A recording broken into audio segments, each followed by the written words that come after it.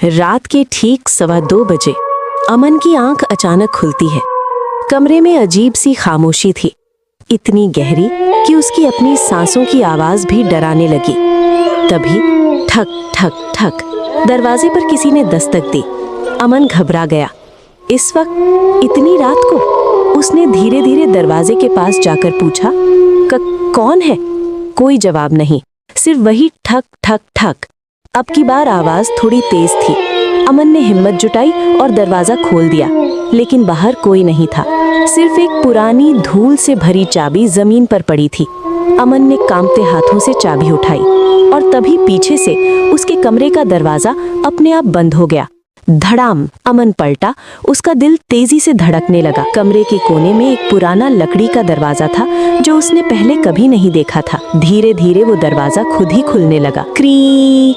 अंदर से ठंडी हवा का झोंका आया और एक धीमी आवाज गूंज उठी, तुम देर कर चुके हो। अमन के पैरों ने जैसे जवाब दे दिया, पर फिर भी वो उस दरवाजे की तरफ बढ़ा। जैसे ही उसने अंदर कदम रखा, उसकी आंखें फटी की फटी रह गई। अंदर एक और कमरा था और उस कमरे में एक कुर्सी पर बैठा हुआ वो खुद था, लेकिन उसका चेहरा खून से सना हुआ था और आंखें सीधा अमन को घूर रही थी। अचानक वो दूसरा अमन मुस्कुराया और बोला, मैं बाहर आने के लिए तुम्हारा इंतजार कर रहा था। अमन चीखना चाहता था, पर उसकी आवाज गले में ही अटक गई और तभी दरवाजा जोर से बंद हो गया। अगली सुबह पड़ोसियों ने देखा अमन के घर का दरवाजा खुला हुआ था, लेकिन अंदर कोई नहीं था। सिर्फ दीवार पर खून से लिखा था, अब मैं आजाद हूँ।